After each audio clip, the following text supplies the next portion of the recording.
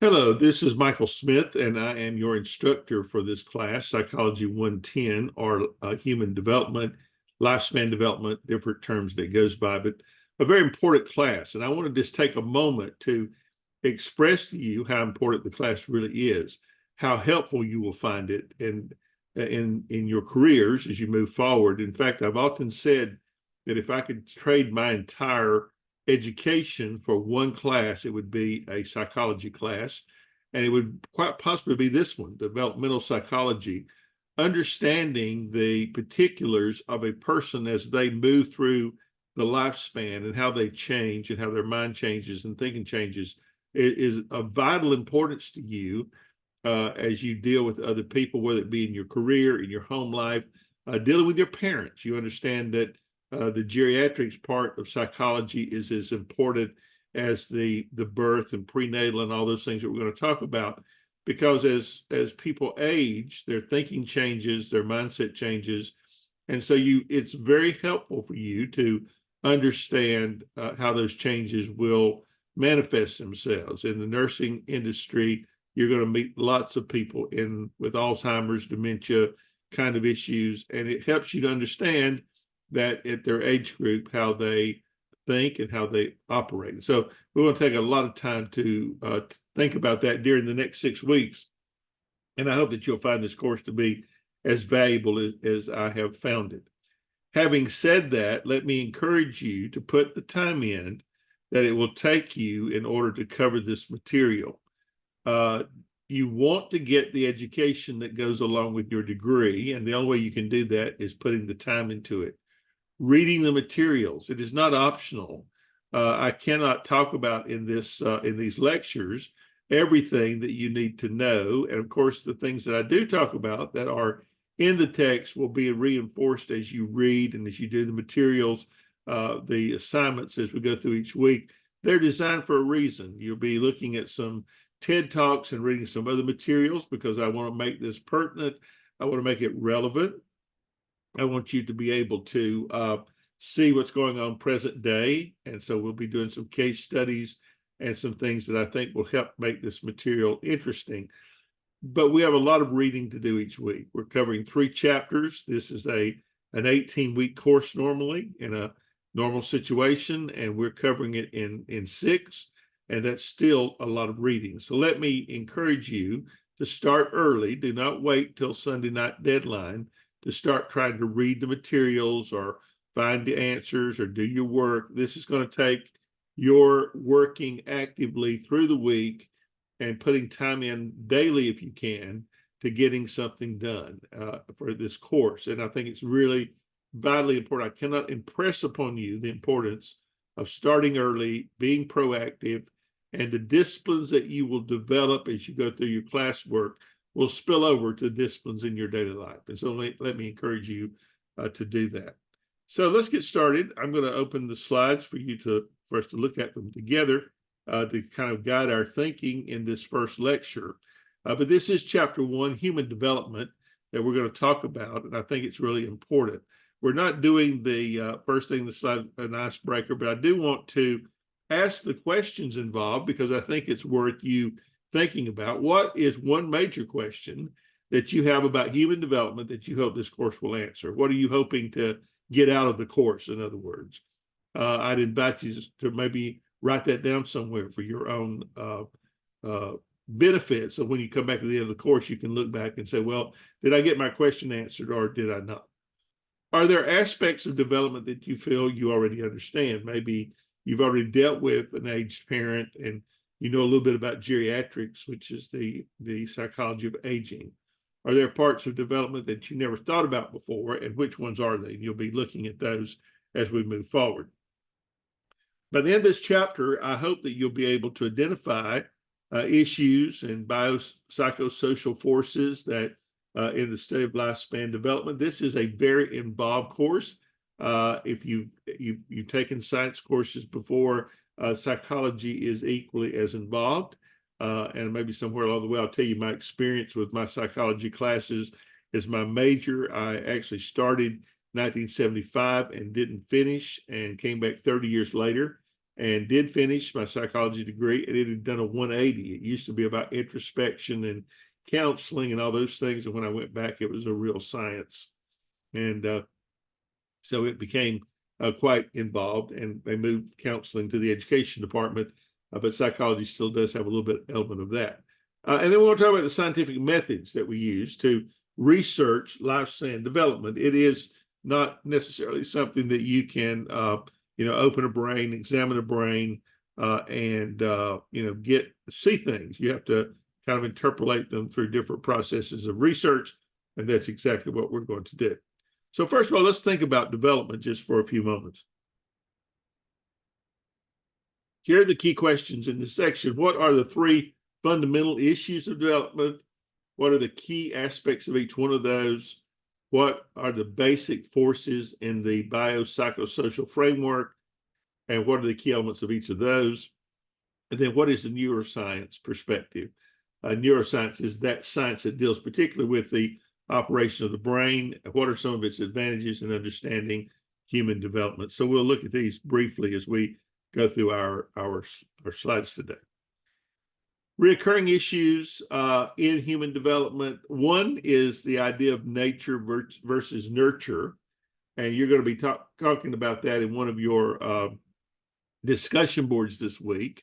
That means, does a child, ask the question whether a child comes into the world with a preset of learnings or inherent abilities, and or whether heredity will transpire some things to a child, or the environment. Do they get it all from the environment, or they get it all from, or somewhat from heredity? Do you inherit certain aspects of your personality? And I think that you will come to the conclusion by the end that you probably get some of both. That you don't come in just a complete blank slate and somebody's writing on you to produce the person that you are. There are other factors. The other question is that of continuity versus discontinuity. Does development progress smoothly, or does it shift abruptly? Those of you that have raised children, you probably would have some thoughts on that subject. I mean, sometimes children go through stages, where it's just kind of a smooth transition. And then you get these abrupt jumps like puberty, or maybe at 6 years old when they go off to school, there's a sudden jump. It seems like they will progress, eons in a matter of a month. And then the third thing is whether it's universal or whether it's context specific. Is there just one, or is there a lot of different ways that a person develops? And we're going to start out by thinking about prenatal children after they're conceived, before they're born. We don't normally think about their life being before they're actually physically born, but a child begins to develop all these things while they're still in the womb, from the time that they begin to shape into a human being and forward. And I think that's very interesting. There are basic forces in human development. We call it the biopsychosocial framework. So we're looking at biology, we're looking at psychology, we're looking at society and social aspects. In biological forces, of course, we know that genetics plays a tremendous role, and all these are health related. We look at psychological forces, and we're looking at cognitive things, of thinking, if you would. How we perceive things. There's an entire course in psychology on perception, on emotion, on personality.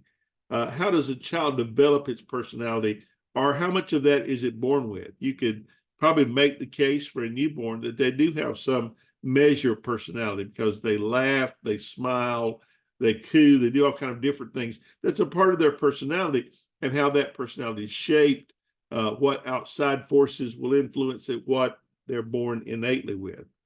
Then they'll have the sociocultural forces like our society, our culture, our ethnicity, our interpersonal relationships.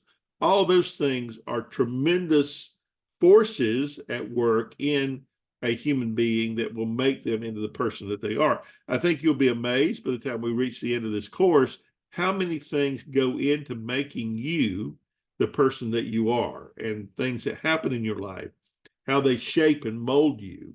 Your culture, for instance, will have a lot to do with your personality. If you're born like I am in the deep South. Being a Southerner has certain things about it that are really rather comical.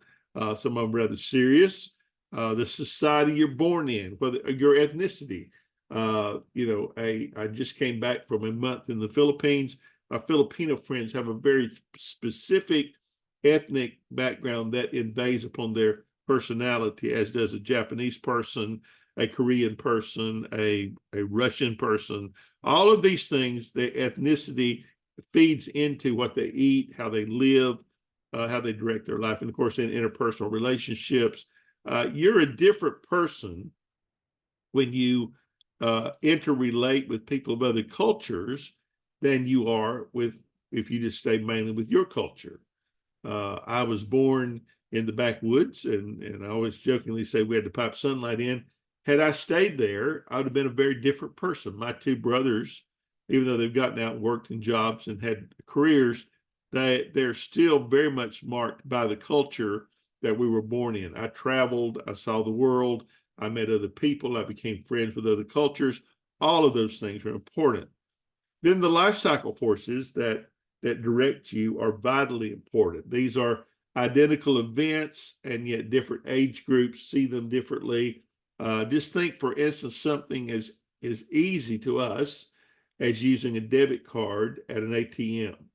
That would not have been my grandparents' ability because they were born in a different time. I have a great uncle now, or an uncle now, who is 91. He can't use a debit card because he doesn't have he didn't grow up in that. I didn't grow up in I wasn't born in the computer world. Some of you are much better at technology than I am, but what I've learned, I had to kind of bang my head against the wall to learn that, but that wasn't my culture, it wasn't my time. When we talk about neuroscience, we're talking about the science of brain activity. It's a study of the brain, study of the nervous system, especially in terms of how the brain develops behavior. How a person behaves is directed by portions of the brain, and it helps to understand interactions among four forces that operate within this biopsychosocial framework that are very important to us. So, we have these activities. You're welcome to work through those. I'm not going to take time to do that.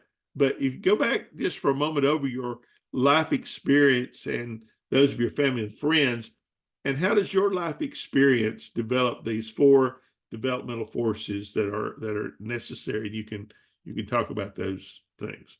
So here there are different theories. We operate in psychology on theories,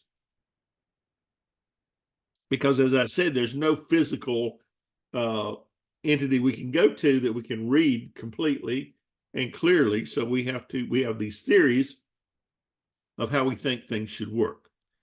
So we're going to talk about, what we mean by developmental theories. What are the major aspects of the psychodynamic theories of development? What are the major versions of learning theory? How do we learn? How do children learn? How do we learn as adults? How do we learn as older people? One of the main points in the ecological and the systems that determine human development. And then we're going to talk about lifespan and life course perspectives and how those will change over time.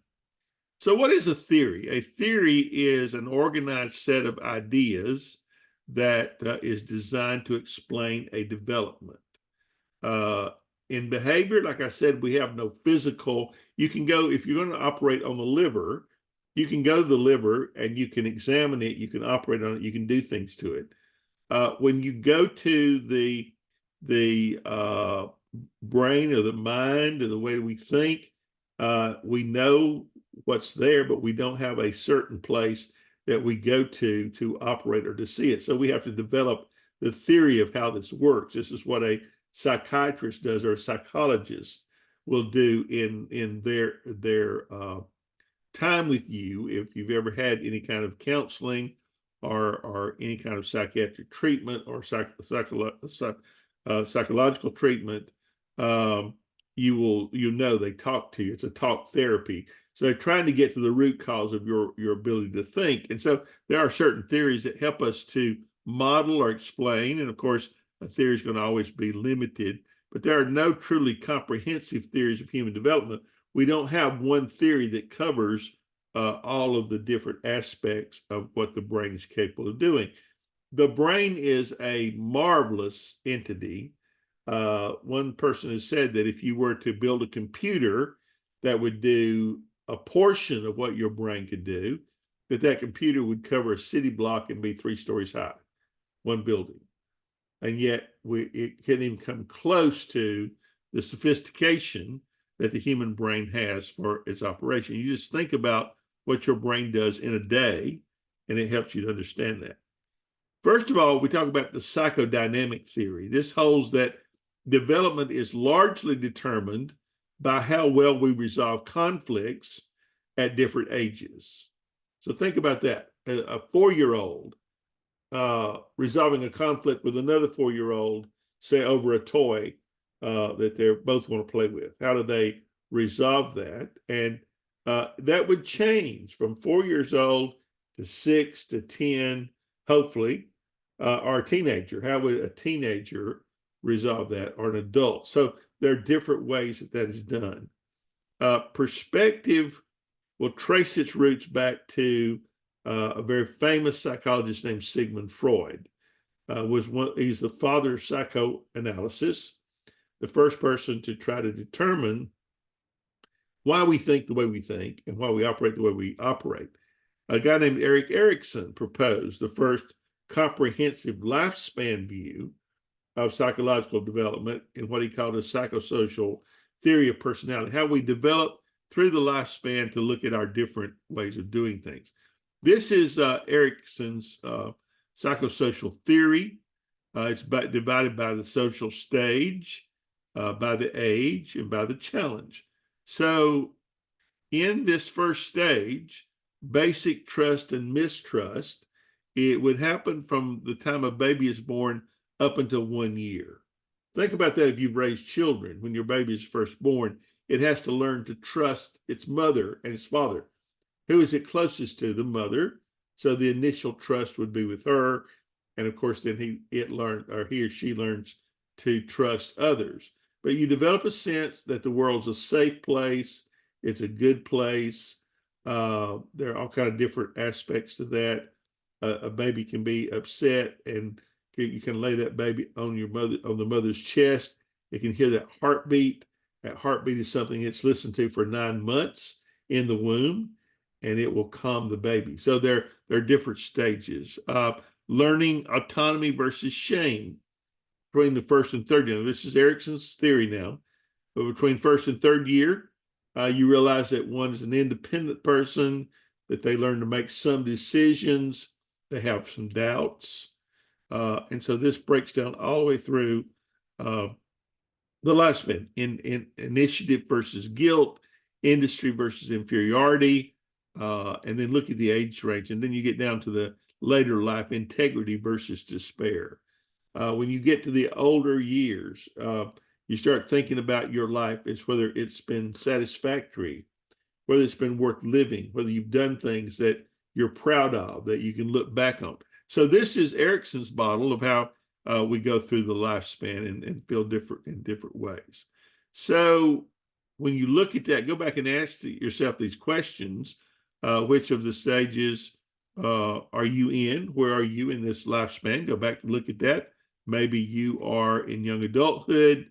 You struggle with intimacy and isolation, or committing yourself into a loving relationship. If you're younger, or you can be older for that matter, how you commit yourself to someone else. Middle age, how you contribute to younger people through child rearing, child care, mentoring, and these other intergenerational works, or whether you're in late life, you're thinking about, well, what's my legacy? What am I going to leave behind? That kind of thing. So when you think of that, ask yourself, do you agree with Erikson's assessment of this central conflict? Is that the central conflict that you're facing, and why? And do you think there's anything that he missed? Of course, those are good questions to ask. Then there's learning theory called behaviorism, and this is done by operant conditioning. The consequences determine whether it will be repeated or not. The best example of that would be that a small child might touch a hot stove, and that operant conditioning, when he thinks the stove is hot, of course the reflex is to withdraw their hand, but they don't keep doing that unless there's something wrong with the way they think. They don't burn themselves intentionally, or they are careful. They realize that there are steps and you can fall down the steps. So it's a learning process that children go through. There's positive reinforcement, then there's negative reinforcement. The hot stove would be the negative. The positive reinforcement would be if you tell a child, if you'll sit here and be still, I'll give you a piece of candy. That would be a positive reinforcement, so that a child learns to sit still, to behave. And that's why it's really important to train a child. A punishment decreases the chance that a behavior will be repeated. And that's really important in child rearing. So this is a theory that does bear some weight, that we believe that it is important in this idea of lifespan. Social learning theory. Children learn through imitation, through seeing other people. You learn by watching others. Maybe you do that as well. You go to a new job in a factory, or you go take a new job as a CNA. When you first started that, you learn by watching what other CNAs did. And so this would be social learning. Imitation is more likely when the subject of an observation is seen as smart or popular or talented. You want to learn from someone who really does a great job. And that's important. Imitation is more likely when the subject of observation is rewarded for the behavior. The quicker you learn your job, the quicker you get off training pay. That's what most places will start you with training pay. Once you are conversant and self-sufficient, they move you to your regular pay. So that is a motivation for you to learn very quickly. So self-efficacy is the person's belief about their own abilities and their own talents. You go into a place maybe a little unsure of yourself. Some of you are doing that with nursing. If you were already an LPN, when you went into that, you were a little bit unsure of yourself. As I tell the LPN students all the time, you have to learn the job. It's important to learn the job. No matter how much education you have, you do need the education, but you also need the abilities. And so same thing will be true with an RN. You do have much more learning now, much more education. You learn when you come into an RN class. You now know how important it is to get the materials, because maybe when you were an LPN, you weren't quite that serious, and you've had to learn so many things the hard way.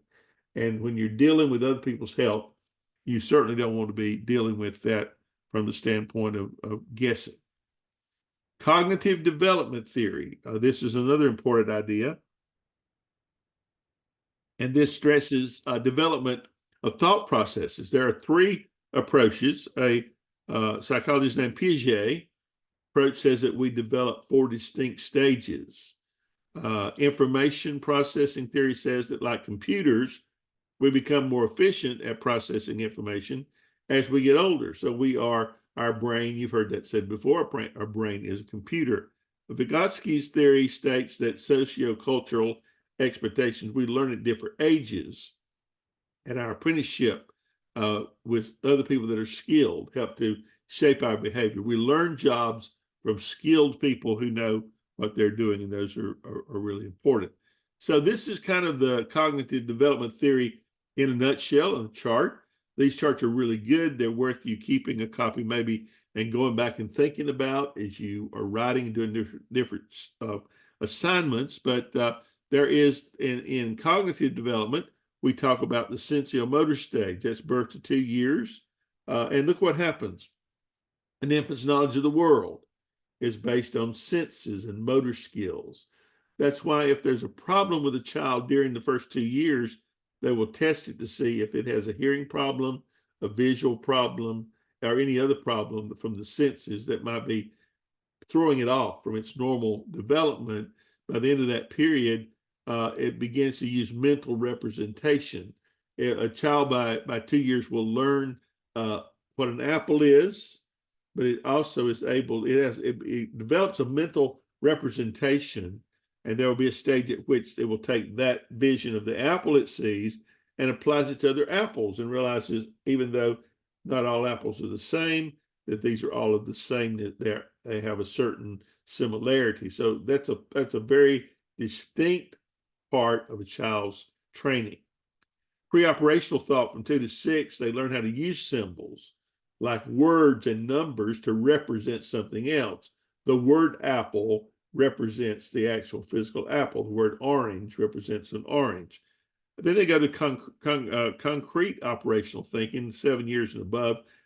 They apply logical operations to experiences, and they're able to focus on things and begin to solve problems. As your child goes off to school, they learn basic grammar, or they learn basic math. They learn how to add, subtract, multiply, divide. This becomes much more concrete.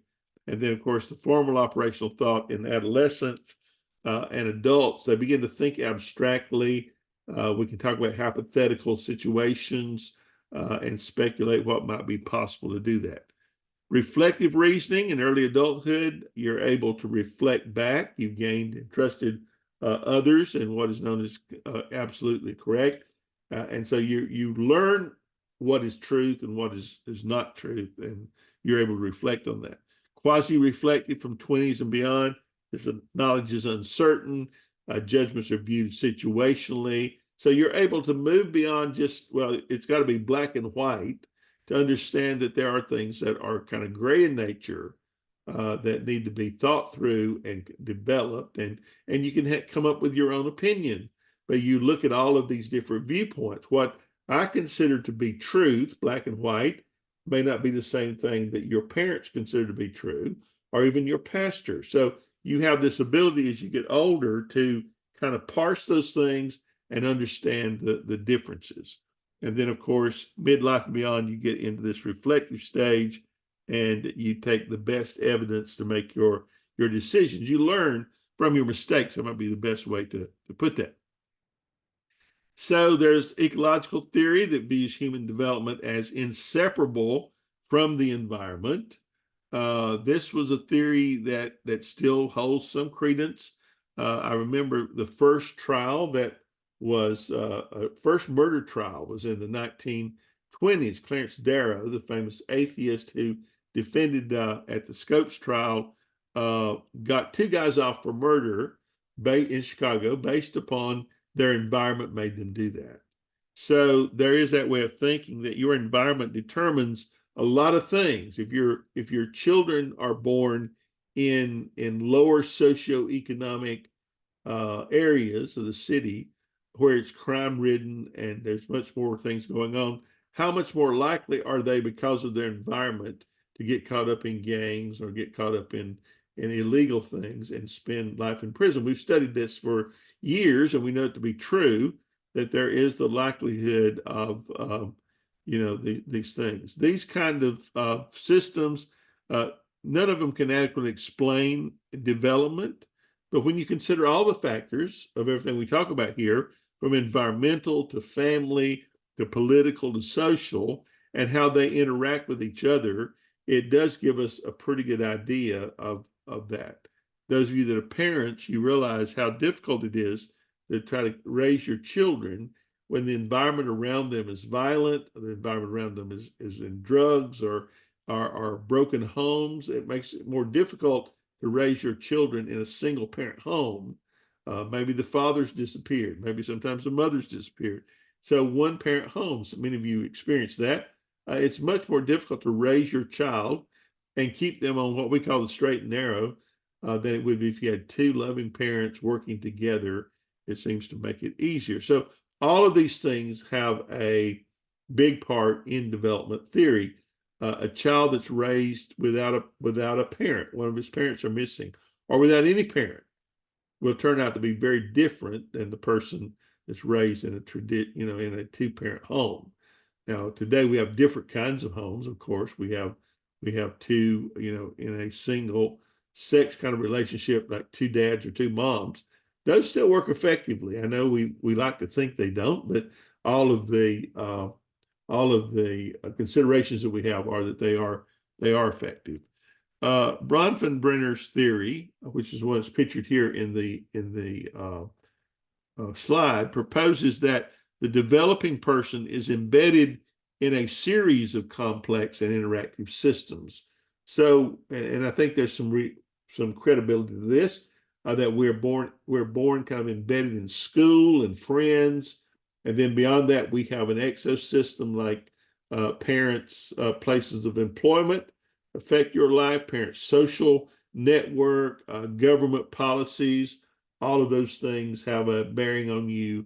And then we get out into the macro system where we have history and culture and ethnic grouping. We're all a part of that. We're part of each of those, and so we learn from all of those how to live and to do. Lawton and Niemeyer's competence environment press theory is another that is fairly much more modern than the others, but adaptation and development depends on a lot of things. It depends on a person's abilities, on their competencies, depends on the environment that presses upon that person. And some of you that are parents, you realize that no matter what you do with your children, that the outside world impresses on them. Friends and circles of friends will have much more influence sometimes than you do as a parent. And so this theory emphasizes how these factors interact to achieve the best fit in raising a child. Lifespan perspective is important. Aging is a lifelong process from the time you're conceived until the time you die. So this is the boundaries that we're going to be talking about in this course. Many factors will influence development. There's not just one factor that adequately explains everything, just like there's not just one theory. So we have all these theories that we've just looked at as possible ways to understand how a person moves through their life. There are key features of all of these. They're multi-directional. They come from every side. You're impressed by every side. There's some plasticity involved in that people are moldable and personality is moldable. There's always a historical context. If you remember your grandparents, you realize they talked all the time about the period that they grew up in. That historical context will always be there, and there are always multiple causes for that we turn out the way we do. So when we talk about these kind of things, we talk sometimes about selective optimization with compensation. Choices determine and regulate development. That is one of those very important things, that the choices you make, and this is what you're, no doubt, if you're a parent trying to instill in your children, is the making of good choices. How do they make those? What are they based upon? First of all, selection. You have goals, things that you teach your children to have good goals, and they work on those. You reduce things that would have negative effect. There's compensation. You find ways to meet goals. You cannot, and this is one of the things many of you will express that you started to school later in life, is that you want to set an example for your children. That comes in this part where we talk about compensation, that they realize that you have to work for something. It is hard, very difficult for you as an older person. You didn't get to do it when you were 18. I'm in the same boat. I've been going to school all of my life. I'm 66. I'm still working on my PhD in history. I really don't have anybody to prove that to, other than I have lots of students that look to me as a mentor, but you have children that look to you as mentors. And you going to school at whatever age is important, because it sets expectations, and they see the compensation, that you get better jobs, it improves your life. And so you want to minimize loss and you want to maximize gain, and that's important in your life. Life is about that. It's about gains and losses. And so this life course perspective, you have different generations that experience and adjust to biological, to physical, psychological, social, cultural forces within the historical context. probably your great-grandparents, my grandparents were caught in the Great Depression. That influenced them psychologically in ways that they never got over. My grandmother hoarded tinfoil. She hoarded newspapers all of her life because she felt like you'd never know when this might happen again. And those were things that you needed and you couldn't get them. During the war, they were rationed. They got rationed for salt, for sugar, for coffee. And it tended that generation, it affected them so greatly that they never got over the Great Depression. And they lived with that the longest day that they lived. People that lived through 9/11, much more current situation, it did things to us that we will probably never get over. Travel will never be the same again because we have fears of that happening. The individual timing of life events in relation to this historical events are important. So, at 6 years old, I remember exactly what I was doing when they came on the intercom at school. I was a 6-year-old in first grade when they came on, and I can still see the clock on the wall at 2:09. I can tell you what I was wearing and exactly what I was doing when they announced that President Kennedy had been assassinated in Texas. So individual timing of events will have a marked effect on you. I remember what I was doing when the Martin Luther King assassination was announced, or Robert Kennedy was shot. So you take all these things and you synchronize them of an individual into a family. You have stories that are part of a bigger narrative of your family. Maybe you had to work to help support your family. You work to support your children. It's all a part of a bigger narrative. You're not just, nobody's an island, but we are not entire of ourselves. And so we have all this impact of early life events. Maybe you had a trauma as a child. Lots of people have traumas that may have shaped the historical event. I mean, like the bombing of Pearl Harbor in 1941 greatly shaped the events of people dragging us into World War One. But maybe 9/11 did that. There are lots of people that this was very traumatic for them.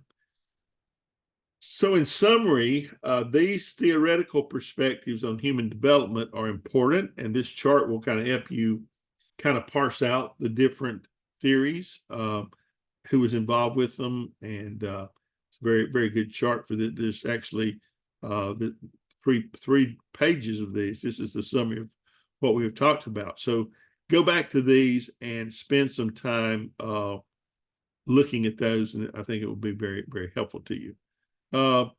So let me talk just a minute about doing developmental research. I'm not going to talk a lot about that, but several questions you can look at. I'm not going to talk about that. We measure things in psychology a little bit differently. There are two types. There is the naturalistic observation, that is real life. When we're dealing with children, we observe them at play. We observe them in their interactions with other kids. And that's a form of experimentation. We're taking notes and marking things that might be good or bad. Then there's structured observation, where they create a situation that is result in a type of behavior that they're interested in. So they set up a scenario and they do visual observations for that. Sometimes we do samples. We take photographs, and we have all kind of different things that we look at. It's a very psychological observation, very, very detailed and very thought through. And so when you get it set up a situation, you usually get a pretty good response. We use self-reporting. Sometimes you fill out surveys, you do responses. We do physiological measures. We do skin responses. We look at pupil dilation to measure the interest in what a person's thinking or doing.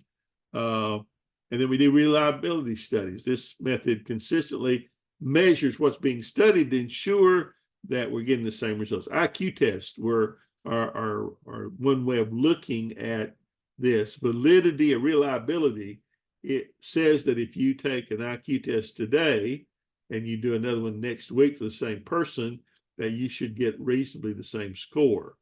Also, validity is another term that we use. Does this accurately measure a person's interest.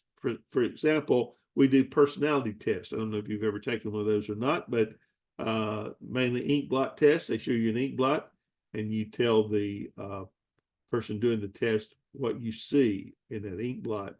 It measures openness and neuroticism, whether you're an extrovert or not, all kind of different things we can get readings from in doing that. And then we'll do representative sampling. This is really interesting because we cannot sample everybody in a group. When you look at, give you a current example, when you see surveys on TV that say, Donald Trump's got 51% of the Republican vote, and DeSantis has 37%, and Haley has 21%. They're not looking at every Republican in the country and measuring that. They are taking a representative sample. Maybe they sample 5,000 people out of 700,000, and they extrapolate what they find to the 700,000.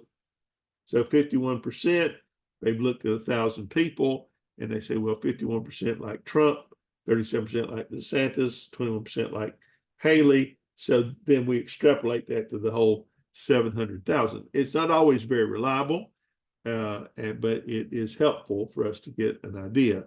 Populations, there are certain populations that we deal with. Maybe the problem we're dealing with might be senior citizens who lived through World War I, and we want that is a certain population, or through our African Americans that lived through civil rights, and we want to study something about that. Then we will talk about a population, and then a sample would be the group that we pull out of that we're going to actually test or do a survey with. So that's very helpful, I think, to kind of get that idea. So basically, we take those kind of tools and we come up with a research design. It can be a correlational study.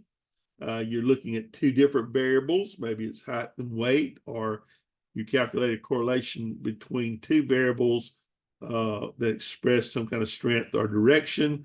We're not going to spend a lot of time. If you were actually in a psychological major, you'd spend time doing the numbers and seeing how these things work. But I just want you to be aware that that is done. And then correlation that doesn't prove causation. We come up with, we don't have any relationship here that we can prove anything with. Then we go to possible interpretations. And this chart shows that. First variable causes the second variable. Being smart results in having more friends. Is that true? You can test that. Having more friends makes you smarter. Is that true? Our parents who are warm and supportive produce children that are smart and children who have more friends. Those are just three optional psychological studies you could look at using these methods. And then you have experimental studies where you manipulate. Say you want to test a medication on a depression. You'll have a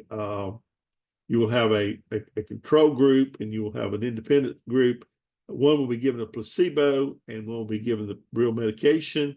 Neither one knows who has what medication, and then you study the differences in this blind study so that you should come up with a fairly good answer. You do qualitative studies. These are in-depth understanding of behavior. They're smaller, usually focused samples in this group. They look at people over time. There are studies actually that have been going on for 75 years. I noticed one the other day with people. Now they're studying the second and third generation. The first generation that started have all died, and they're looking at the effect now on their children, and that's really interesting. So there's all kinds of designs for cross-sectional studies. You can do longitudinal. You can do cohort effect. Cohort means the members of that group, how that affects them. And I'll let you read through this in your text, but we're not spending a great deal of time talking about these because they are quite involved. Sequential studies, like I say, that go on for some period of time. And then you want to find, you want to do a meta-analysis of these to determine what you think you're seeing. And then you would publish a paper on that and share that with other scientists who would replicate your study. Number one, to be sure you're getting the same, they're seeing the same things you did. And then from that, you synthesize the results and draw inferences that you can help to use to help other people. There is an ethical part of this that is really, really important. I don't know if you watch the news, but we've had several ethical problems in some of our higher schools of learning. There's a board that evaluates research, ensure it's conducted ethically. And those ethics, when you're dealing with a human, are a little bit different. We do studies with animals because sometimes we do have ethical standards for the use of animals in studies, but with humans, we have some particular ones. First of all, we want to minimize, or we do want to warn any risk to participants. If you're going to participate in a study, they'll warn you. You get informed consent. People must sign off that they're part of the study. Do not deceive people. You tell them the truth up front, and then individual results or data must be kept anonymous or confidential. It's not something that you can spread. So this is important. So as you look through these things, there's a couple of activities at the end if you want to participate in those. But we've looked at the different issues and the biopsychosocial forces in the lifespan. And we've just talked about the theories and then, of course, the scientific methods that are used to study these. So I just want you to have a little bit of an idea of what's involved in psychology at a big level. Some of you might actually want to go into psychology at some point. There are psychiatric nurses that work in psychiatric hospitals that are very well attuned to these things, and they've taken some great courses for that. Or who knows, you might want to become a psychologist or a psychiatrist. There's some major differences between those two, by the way, just as a point of interest. A psychologist does not prescribe medications. A psychiatrist does. A psychiatrist has a medical degree plus 2 or 3 years extra postdoc in psychiatry. A psychologist will usually have just a PhD in some area like clinical psychology. So I hope that we've kind of whet your appetite. I know that we've been through a lot of things, but I want to talk about these before you read chapter 1, because it's a great way to kind of nail down, well, this is what he was talking about, and I don't quite understand this, so maybe you go back to the tape and gain some insights. And of course, if you have questions, I'm more than happy to answer those. Just email me or call me, and we'll be glad to get those done. Okay, so that's the end of chapter 1, and hopefully we will move on to chapter 2. And be sure you're doing your reading, and let's have a great week. Thank you.